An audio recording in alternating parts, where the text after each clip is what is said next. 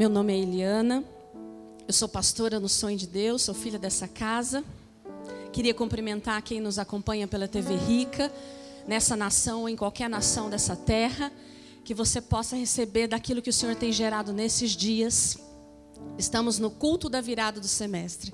Como eu havia dito, o último dia do primeiro semestre. Os primeiros 6 meses se foram. Temos diante de nós, começando amanhã, no primeiro dia útil, mais 6 meses. Como é que fala? É loading, né? Quando está carregando? É, né? Loading. Está carregando. 6 meses já foram. Tem mais 6. E hoje é um dia de reflexão para muitos, né? Na virada do ano é muito comum a gente faz aquela listinha, né? Emagrecer, emagrecer, emagrecer nos 3 primeiros. Daí a gente vai colocando outras prioridades, né? Cada um nas suas metas. Algumas pessoas fazem isso, né? Fazem aquela lista de promessas, de votos para o ano que se inicia, né? E aí como é que tá? Se você fez a sua lista, o que você já deu tique? Não emagreceu, ainda não dei. Mas algumas coisas já foram ou não? A gente faz um momento de reflexão, né? Talvez esse dia você, em algum momento, e o Senhor nos convida a fazê-lo a partir de agora, você faça essa reflexão, faça essa avaliação. Já foram 6 meses, Senhor. O tempo já está rodando. Tem uma palavra. Cadê a palavra? Tem como, meninos, me ajudarem? Tem uma palavra sobre a sua vida. Eu quero dizer, se você nos visita hoje pela primeira vez, essa é uma casa profética. O profético é ouvir aquilo que Deus tem. Deus fala através da sua palavra e Deus fala através do Espírito da profecia, que é o Espírito Santo que habita em nós e que fala conosco. Deus fala. Diga comigo, Deus fala. E dentre aquilo de tantas coisas que o Senhor tem nos falado, Ele disse que esse é um ano de trazer à existência. Então quando nós iniciamos o dia 1º de janeiro, o Senhor já nos posicionou e disse: meus filhos, esse é um ano de trazer à existência. E agora que os primeiros 6 meses já correram, o Senhor nos convida nesses dias a parar e fazer uma reflexão. O que nós já trouxemos à existência? Agora essa pergunta, enquanto o Senhor me fazia e eu construí essa palavra, você pode, quando você pensa no que você já trouxe à existência nesse ano, daquilo que você se comprometer a mudar, daquilo que você tinha desejo de realizar ou mudar, talvez quando você pense nessas questões, nesses pontos, possa ser gerado em você um sentimento de frustração ou de êxito, de vitória. Frustração pelo que não foi, pela sensação de que já se perderam 6 meses, já rodou o tempo, chegou nos 50%, e talvez você possa se sentir frustrado. Talvez algumas coisas você já até pense, não foi em 6 meses, não vai mais. Ou talvez você se sinta exitoso, vitorioso, eu consegui, até aqui eu já fiz. Mas sabe, quando nós somos chamados a fazer essa reflexão, daquilo que já vencemos, já conquistamos, nós temos que primeiro dar um passo atrás e nos perguntar o seguinte: para considerar o que é vitória ou o que é frustração, o que é realização ou não, qual é a sua base? Qual é o seu olhar? Porque de repente você olha para a sua vida hoje, dia 30 de junho, e há alguns pontos você já começou a fazer essa reflexão, e talvez uma voz lhe diga: nisso você já se frustrou, isso você já não realizou, isso você já não conseguiu. E talvez você faça essa reflexão: não, isso eu já consegui. E o Senhor nos pergunta nessa manhã: você está olhando para o lugar certo?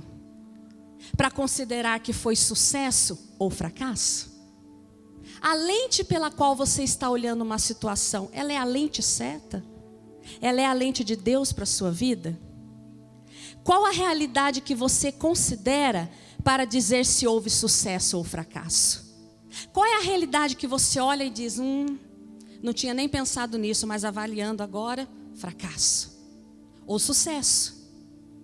Diz comigo assim: ainda dá tempo. Não, fala forte: ainda dá tempo de corrigir a rota. Porque para corrigir a rota do fracasso ou do sucesso, eu preciso considerar a realidade E talvez, sabe isso que você está considerando fracasso? É que você está olhando para a realidade errada. Mas como assim, pastora? Realidade é realidade. Não. Não é assim. Sabe por quê? Vou dar um exemplo aqui para vocês. Sabe Jesus? Aquele Jesus que nasceu da Virgem Maria. Aquele Jesus homem que cresceu, como qualquer menino. Mas que dentro dele carregava o Cristo, porque Jesus era o homem. Aquele menino, aquele homem, como tantos homens aqui. Um homem comum à sua época. Mas dentro de Jesus ele carregava o Cristo, que era o Filho de Deus. E aquele Jesus homem tinha um propósito, que era manifestar o Cristo, o Filho. E quando que Jesus cumpriu esse propósito? De manifestar não aquilo que era aparente, mas aquilo que ele carregava dentro. Quando ele inicia o seu ministério. Quando ele começa a declarar, eu sou o Filho de Deus. Quando ele começa a movimentar-se e falar do Pai. E do propósito da cruz e do reino. E ele começa a andar pelas cidades, no meio do povo. E a manifestar o reino do Pai. E aí ele vai e termina onde? Na cruz. Morto.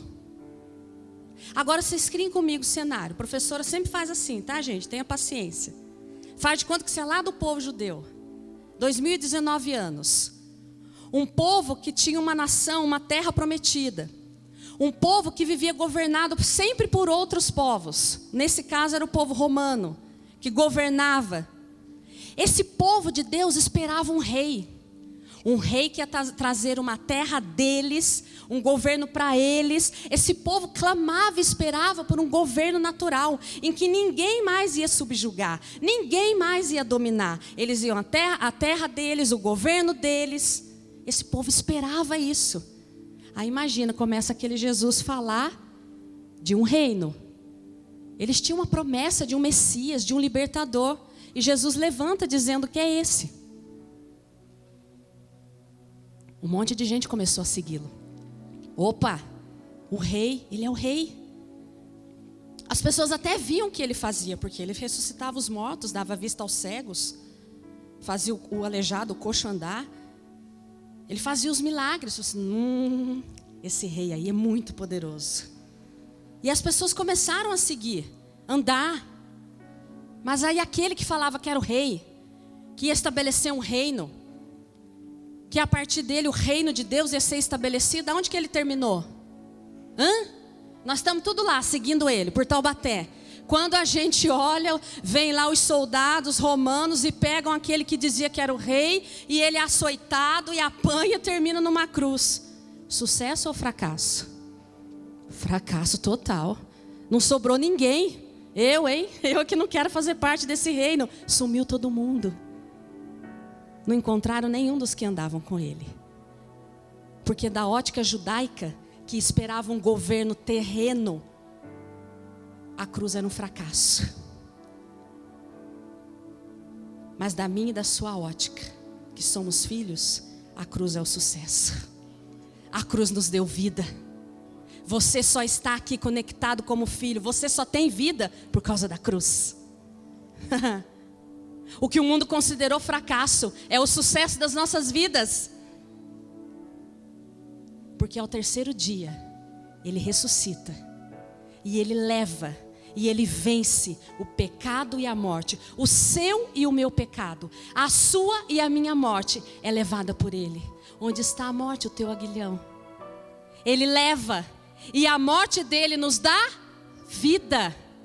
Para os judeus a cruz foi fracasso, para nós ela é a maior vitória. Qual a sua ótica nesse semestre? Qual a sua ótica nesse dia do que é fracasso e sucesso? O Senhor quer nos levar a olhar a realidade real. Para os professores é chamado pleonasmo vicioso. Tenho certeza que todo mundo lembra disso da aula de português, não lembra? Irmãos, amém nessa hora.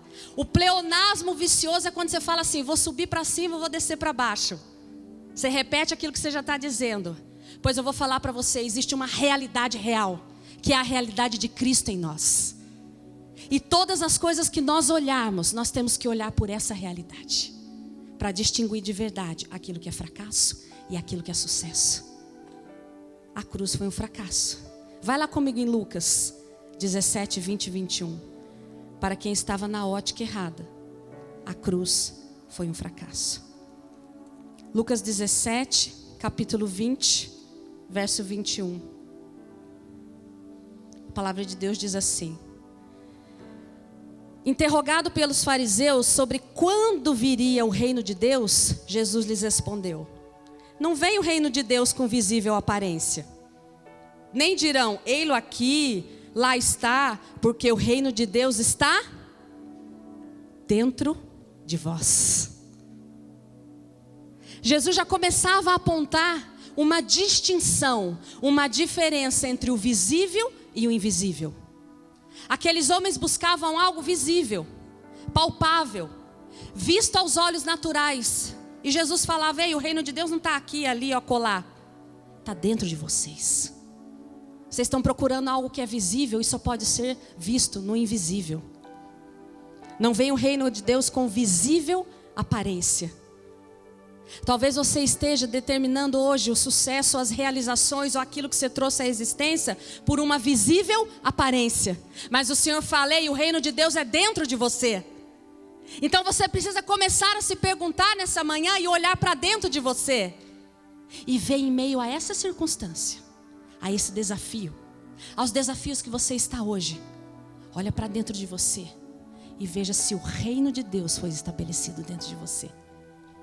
E talvez você não tenha nem certeza disso, mas deixa eu te dizer uma coisa: você está aqui, você perseverou, você resistiu, você veio ainda que arrastado, você veio batido, mas você veio, você não desistiu, você não abriu mão, então você é vencedor. Você andou por cima das circunstâncias, você não permitiu que ela te paralisasse. Então o reino de Deus tem sido estabelecido dentro de você. Você tem trazido a existência dentro de você. A verdade do Cristo ressuscitado tem sido estabelecida dentro de você. Pode ser que ainda não tenha uma aparência externa, porque primeiro precisa construir dentro, para o que é dentro ser manifesto fora. Porque se eu construo para fora, sabe aquela historinha de construído na areia? A apóstola Leila tem as frases dela, eu amo. Tem uma, como é que ela fala? Por fora bela viola, por dentro pão bolorento. Não é assim? O Senhor constrói dentro de nós, porque o reino dele é dentro. Olha para o teu interior nessa manhã. Olha para as quantas coisas já se passaram. Olha para aquilo que o Senhor construiu dentro de você. Aquilo que é invisível aos olhos humanos.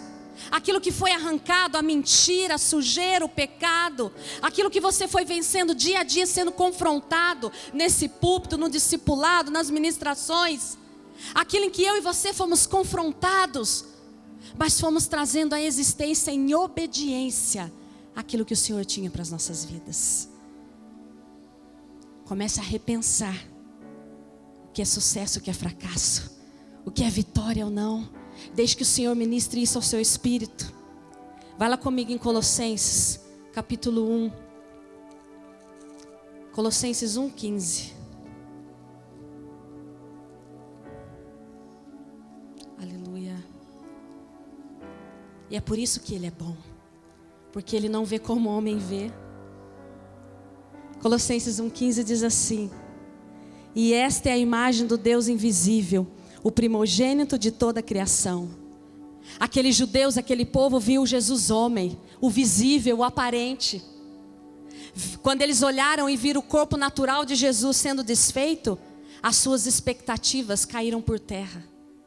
Porque as expectativas deles estavam naquilo que era aparente, naquilo que era palpável. Eles não olharam para o Cristo que Jesus carregava. Porque o Cristo que aquele homem Jesus carregava era a imagem de Deus. E nele estava o reino de Deus. Eles não discerniram que ali estava a glória de Deus. A plenitude de Cristo dentro daquele Jesus. Sabe por quê? Porque eles olharam para o que era natural. Eles olharam aquele corpo sendo abatido, moído, crucificado. Nas nossas vidas, consideramos que cumprimos a palavra, trazendo à existência a partir daquilo que é aparente, ou a partir daquilo que é invisível. Quando você olha e vê algumas situações em que você está perdendo, ou que você está sendo moído, ou que você está sendo abatido, qual a sua resposta nessa dia, nessa manhã, nessa virada de semestre? Será que você está palpando os seus olhos naquilo que é aparente? E o Senhor está te dizendo: eu estou construindo algo inabalável dentro de você. Eu estou te tornando mais forte, resistente, persistente, mais parecido comigo, a minha imagem, a minha semelhança. Para um pouquinho e pensa. Olha lá para janeiro. Dá um salto para trás. E veja o teu estado interior naquele mês. Agora avalie os desafios que vieram. E olha quem você é hoje no Espírito. Eu não estou falando para você olhar o seu carro, a sua roupa, o seu trabalho, a falta de trabalho, mas aquilo que você é dentro, aquilo que é inabalável, aquilo que ninguém toca, a tua fé que ninguém rouba, a tua fé que pode estar olhando toda a circunstância e falando: mas não tem razão de você crer, mas eu creio porque o meu Redentor vive. E algo te move, te inspira. Tira os olhos do que é aparente, porque o aparente é consumível. Mas se aquilo que está no teu interior for inabalável, ele reflete naquilo que ele é aparente. É o invisível governando sobre o visível. Os judeus não discerniram isso. Quando eles viram o visível, que era o corpo de Jesus sendo moído, eles não acreditaram. Os discípulos, os apóstolos se perderam, sumiram todos, porque eles não entenderam que o invisível estava contido no visível. E que agora eles teriam acesso ao que é a realidade espiritual de todas as coisas. E essa é a sua e a minha realidade. Sabe, a gente tem um caso lá, um exemplo tão bom na palavra. Sabe Samuel? Tão batido esse versículo, tanto já se falou nele. Mas quando Samuel vai ungir o rei de Israel, e ele entra lá na casa, estão aqueles irmãos, não estão? Altos, fortes, com aparência de rei, com peso de rei, com olho de rei, com cabelo de rei. Está tudo de rei. E aí Deus diz a ele: Samuel, Samuel, eu não vejo a aparência, eu olho para o coração. Sabe que nessa hora, Samuel acessou o invisível. Quando ele ouve a voz de Deus, ele acessa o invisível e manifesta a vontade de Deus naquilo que é externo, no que é natural. Quando ele ouve a voz de Deus, ele acessa o invisível e toca no visível. Porque quando ele ouve a voz de Deus, eu não atento para o coração, Samuel, ele toca na vida de Davi e unge ele rei. A chave não é você consertar o que é visível, é você tocar aquilo que é invisível, é você tocar aquilo que é o Espírito do Senhor em nós, a realidade espiritual de todas as coisas, a começar pela sua identidade. Você não é as circunstâncias, você não é aquilo que você realiza ou não, você não é o sucesso da sua empresa ou o fracasso, você não é a quantidade de filhos ou não que você tenha. Você é filho do Deus Altíssimo. Você é um espírito. Você é o espírito, você é um com o Senhor. A tua realidade é espiritual e não natural. A nossa realidade não é o que nós vemos, é o que nós somos no espírito, que quando nós manifestamos, nós tocamos o natural. Quando nós manifestamos aquilo que nós somos, o invisível, o sobrenatural, que temporariamente ocupa esse corpo natural, mas que tem o poder de, a partir do momento que se manifesta, tocar e transformar aquilo que é natural e é visível. Talvez nós estejamos fazendo o caminho contrário, querendo que o natural toque o espiritual. Não, Jesus já apontou qual é o caminho. A realidade de quem nós somos não é visível, não é aparente, não é a nossa aparência, não são as circunstâncias que vêm até aqui hoje, mas é a realidade daquilo que você porta. E daí você começa a fazer as reflexões. Será que você está avaliando por aquilo que é natural? Ainda não apareceu o meu corte, a minha corte. Eu ainda não prosperei. Eu ainda não venci aquela situação, aquela causa na justiça.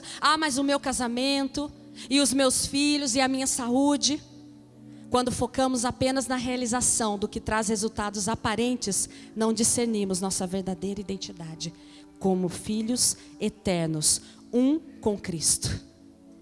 Agora, quando você entende isso, Quando você entende que todas essas circunstâncias naturais são uma oportunidade da manifestação daquilo que é invisível, você começa a transformar a sua realidade. Aí você começa a ordenar as coisas, porque não depende mais de fora para dentro, mas de dentro para fora. E é por isso que o Senhor tem que nos levar a ser inabaláveis. Talvez você seja como eu fui outrora, emocionalmente frágil, por uma razão de coisas.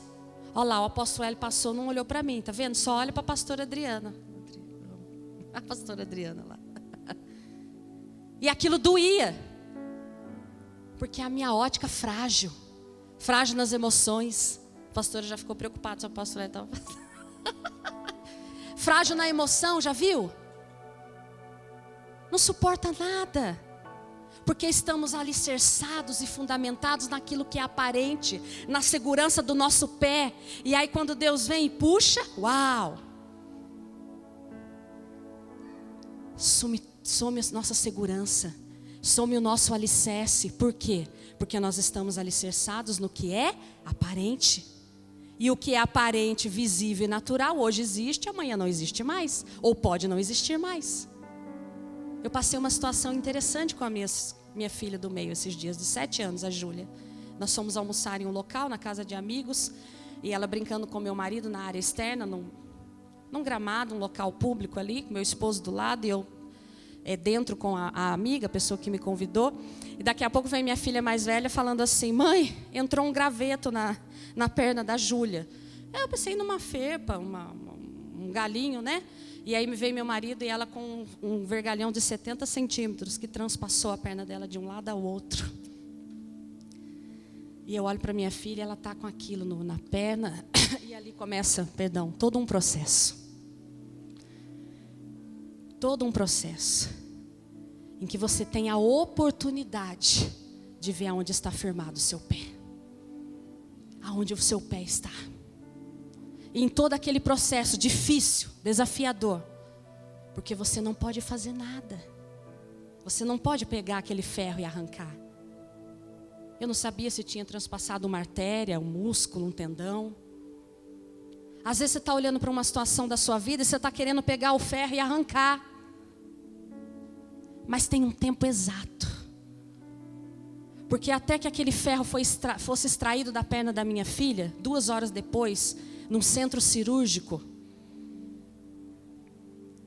o médico me disse assim, quando ela saiu do centro cirúrgico: mãe, nós vamos levá-la ao centro antes de entrar, porque quando nós puxarmos aquele ferro, é que nós teremos a dimensão, se pegou alguma artéria, alguma veia, e aí se tiver, começa a hemorragia, aquela linguagem médica bem suave, aí começa uma hemorragia, a gente vai tentar estancar o sangue, tudo aquilo, ou se pegou algum tendão, enfim, daí que a gente vai ver o que houve, de fato.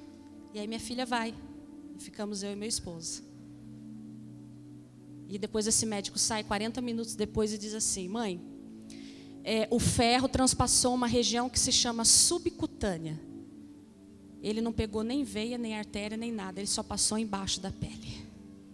E quando nós puxamos, nem sangue saiu. Talvez você está olhando para situações na sua vida em que você está querendo arrancar esse ferro. Você está querendo extrair, mas tem um tempo exato do Senhor. Porque Ele sabe o que precisa ser transpassado. Ele sabe o que precisa chegar ao outro lado. Ele tem a medida exata. Meus irmãos, um vergalhão de 50 centímetros e não pega nem osso, nem tendão, nem artéria. Se você olhar para a perninha dela, você se espanta. Porque Deus sabe a medida exata daquilo que Ele produz nas nossas vidas. E por mais difícil que nos pareçam os processos, Ele sabe o que precisa ser gerado em nós. Então não é uma fé imatura, ou uma fé romântica, de que não haverá sofrimento, que não haverá situações adversas, mas é uma fé madura que entende que essa não é a minha realidade. A minha realidade não era minha filha com aquele ferro transpassado. A minha realidade é o Senhor que está acima de todas as coisas e que operou um milagre na vida dela. Essa é a minha realidade. Qual é a realidade que você está olhando? Que está te prostrando? Que você não consegue nem declarar que Ele é bom, ou se declarar, mas aqui dentro, a realidade não é a circunstância. é só uma oportunidade de você manifestar. Porque o tempo todo eu ouvia Satanás rindo e me dizendo: onde é que está o teu Deus? E eu disse a ele: está no mesmo lugar que sempre esteve, no controle da minha vida. Qual é a realidade que você tem focado? Vá lá em Hebreus 11:1 comigo. Hebreus 11, capítulo 1.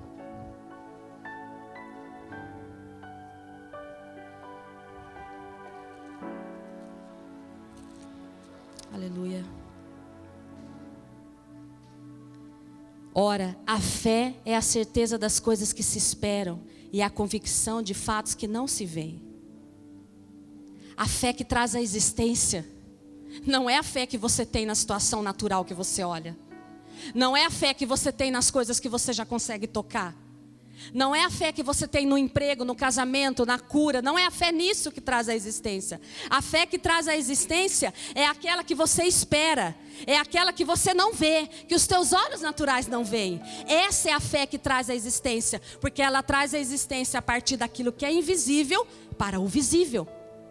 Essa é a fé que traz a existência. E não ao contrário. Ou seja, sabe aquilo que o Senhor precisa fazer na minha e na sua vida nesses 6 meses? Ele não depende de nenhuma circunstância natural que eu e você estejamos esperando. Pastora, mas a faculdade, mas o trabalho, mas aquilo que eu preciso fazer. A faculdade que eu preciso cursar, eu não tenho nem a renda. Isso já foi declarado no invisível, no eterno, no que é sobrenatural. Você precisa apenas crer naquele que está acima de todas as coisas e se movimentar para que o invisível seja projetado no que é visível. Essa é a fé que traz a existência. Mas às vezes a gente escuta assim, né, cuidando das pessoas: não, pastora, quando eu tiver bom, um dia eu escutei de um irmão, quando eu parar de fumar, daí eu vou na igreja e vou me batizar. É uma fé que parte do natural para o sobrenatural. Ei, vem do jeito que você está. Vem com tudo que você tem, que o teu pai te conhece, ele te criou. Se você não é filho, você é criatura. Venha com todo o seu podre. E aí ele produz aquilo que é invisível no que você vê. E a gente espera o contrário. Não, quando eu deixar isso aqui, esse vício, daí eu venho. Ei, ele te conhece, ele te criou. Conhece cada centímetro e até os pensamentos que nem você sabe a seu respeito, ele conhece. E ele diz apenas: venha. Venha para o invisível, venha para o sobrenatural. Venha se conectar a mim e ser o que você é, meu filho. E aí eu produzo no natural aquilo que você deseja. Porque produz a vida a partir da vida dele em nós. A fé que traz a existência, ela não vê com olhos naturais, ela vê com olhos sobrenaturais. E quando você discerne, quando é revelado para você essa fé, você crê no que os olhos naturais não veem. E sabe o que o Senhor falou conosco nessa noite? Entenda isso. Quando você discerne que fé é a firme convicção das coisas que se esperam e daquilo que não se vê, você começa a trazer à existência essa fé. Você começa a crer naquilo que os teus olhos naturais não podem ver. Aí a mãe, ela crê diferente acerca do filho. Ela pode estar olhando e vendo o filho produzir alguma situação. Ela pode estar olhando e ver o filho num vício, num pecado. Mas ela não crê no que os olhos naturais dizem. Ela não crê acerca como chama o seu irmão? Nathan. Você não crê do que os olhos naturais dizem. Você crê da realidade espiritual do que ele é. E quando eu creio nisso, eu trago isso à existência. Você não crê, se você ainda não se casou e está esperando, você não crê a partir da sua carência, da sua necessidade, do seu desejo, do relógio que já corre, daquela palavrinha abençoada que chega: o tempo está passando, hein? Vai ficar para titio, para titia. Você não crê mais nisso. Você não crê naquilo que os teus olhos estão vendo, nos ouvidos ouvindo, ou você está sentindo. Não é o seu homem natural que te governa, não são os seus 5 sentidos. Você crê naquilo que você espera. Você crê naquilo que os olhos não veem. Porque relacionamentos baseados nos 5 sentidos, nós vemos aos montes. E nós vemos o fracasso que ele gera. Exemplos abundantes. Não é assim? Ei, onde seu olho está? Qual olho você está vendo? Natural ou espiritual? Qual olho está determinando se você é um vencedor nesse dia? Porque o Senhor nos disse nessa noite, na noite de ontem, que é um tempo de crer que aquilo que você não vê já existe. Ei! Não, vou falar de novo, agora eu estou como Vitor. Ei! Tem alguém vivo aqui? Olha, sabe aquilo que você não vê? O Senhor nos disse que pela fé, por essa fé que traz a existência, aquilo que você não vê já existe, já foi liberado. E por que já existe e já foi liberado? Porque o fim já foi escrito desde a eternidade. O nosso Deus não é pego de surpresa. Vai lá no Salmo 139, 15, por favor, 16. Salmo 139.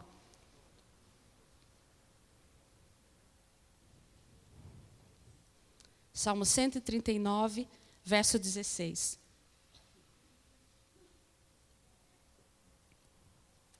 Olha o que o Senhor nos diz.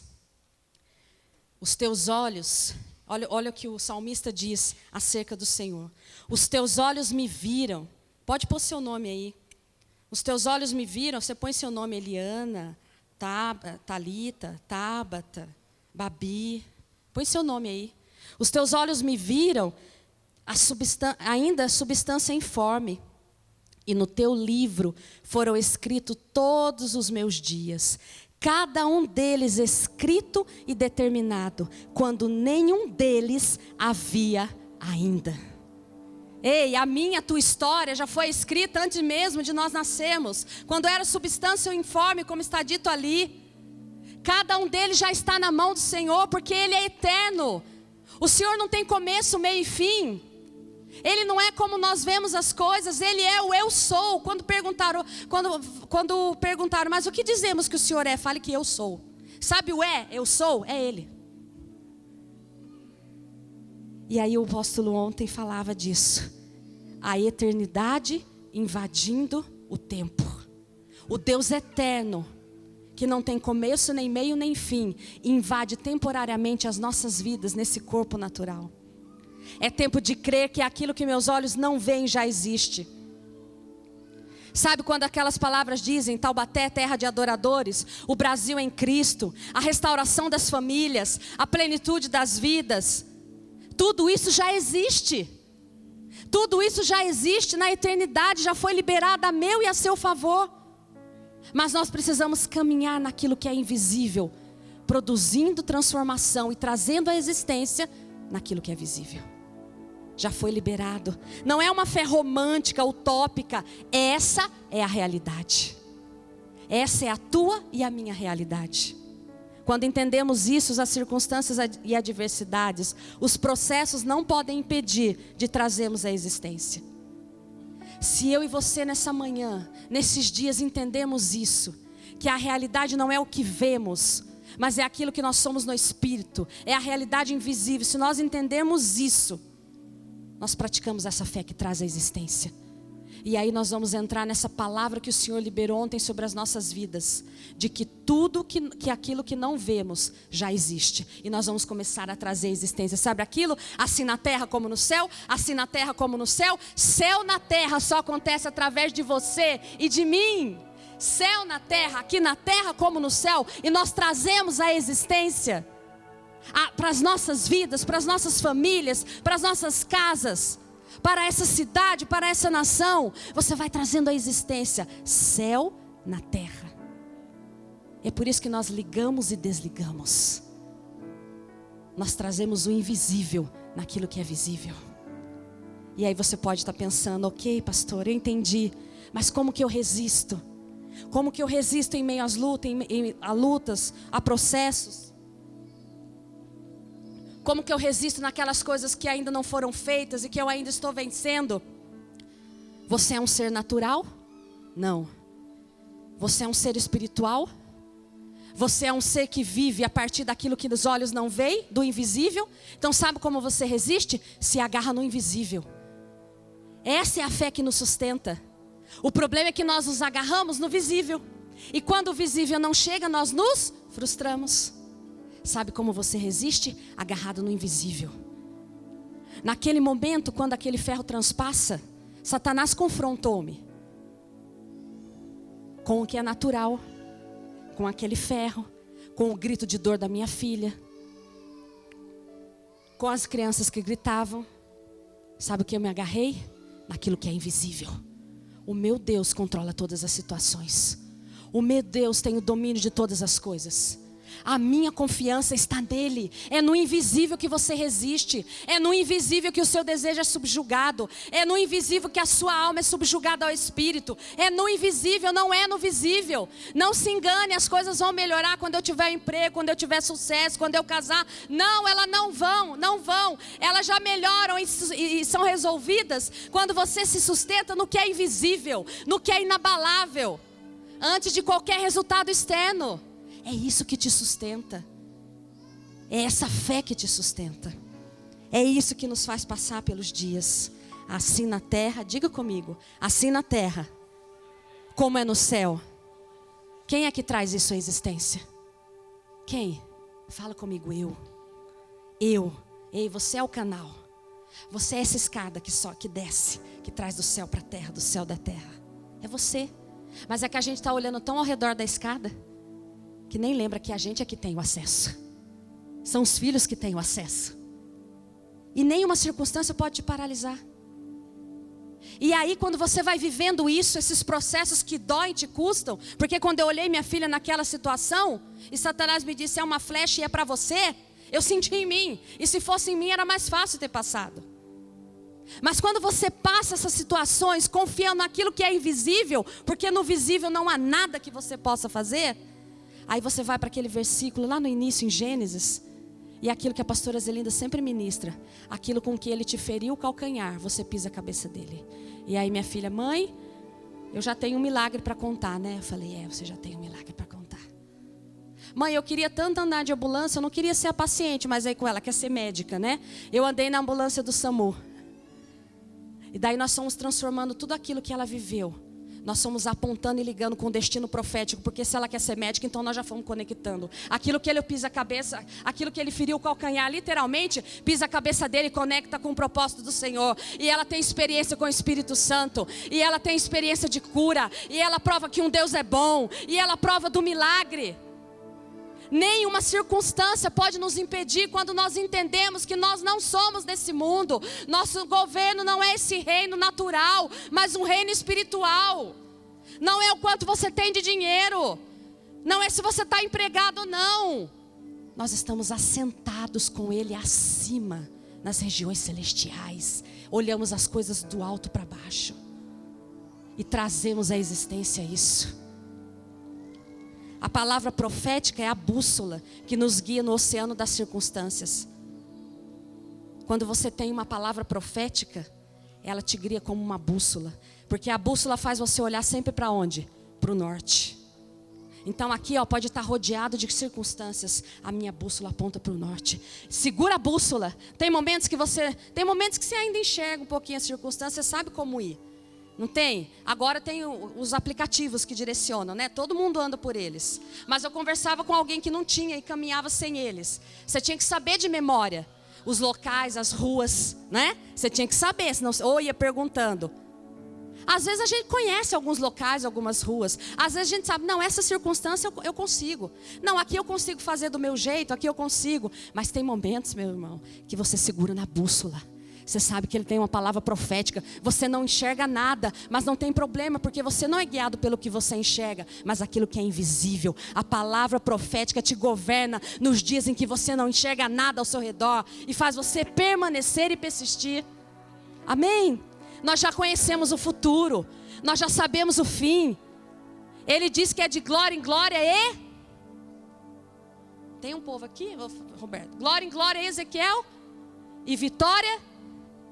Glória em glória e vitória em vitória. É assim a tua realidade. Mas não depende de circunstância. Depende daquilo que você vai vencendo dentro de você. Amém? Nesses dias, o Senhor está nos dando a conhecer o futuro. Está nos posicionando e dizendo que aquilo que nós não vemos já existe. Aquilo que o teu olho natural não vê já existe. Então ele está dizendo, vocês têm 6 meses para trazer à existência aquilo que vocês não veem, mas eu digo que já existe, que já foi liberado. Agora sabe o que muda tudo? O teu e o meu posicionamento. O nosso posicionamento em Cristo determina o que é manifesto. Eu me preservo confiando, eu resisto confiando no invisível, mas eu me posiciono em Cristo. Não é se posicionar na circunstância. Não é puxar o ferro antes do tempo. Não é querer resolver com as suas próprias mãos. Meu marido passou mal, porque daí nesse momento, começou um embate entre leva para o SAMU e fica na UPA e aquela coisa, e a pressão dele baixou. Ele disse assim, a minha vontade era pegar minha filha, só que ela já estava dentro da ambulância, e levá-la nos meus braços para aquele lugar. Às vezes as situações fazem isso com a gente. Não, já vou resolver isso aqui, está demorando muito. Vou dar uma ajudinha para Deus e vou fazer, e vou resolver. Vou fazer do meu jeito. Não. Você resiste confiando naquilo que você não vê, no invisível. E você se preserva tão somente posicionado em Cristo. Agora eu sempre digo que uma das posições mais difíceis de aceitar é aquela que você fica parado. É que Jesus fala assim, posiciona, filho, mas faz uma coisa, o quê? Nada. Sabe o que você faz? Nada. Eu já liberei e eu vou fazer. E o meu papel, Senhor, é nada. Camisa de força. Posiciona só em Cristo. Só que quando ele fala, ele diz assim, olha, quando vocês se posicionam em mim, eu tenho uma paz que excede todo o entendimento. Eu tenho uma paz que excede. Sabe por que você não experimenta a paz? Porque você não posicionou nele, você está na camisa de força. Se você entra nele e não faz nada, tem uma paz que excede todo o teu entendimento. Mas eu não estou entendendo, você está aí parada? Estou na paz. E o passo eu só dou quando ele manda dar. Esse é o local, essa é a espera. E é assim que nós vamos trazer à existência todas as coisas que ele já diz que estão liberadas a nosso favor, dentro do propósito eterno dele. Coloque-se de pé, por favor.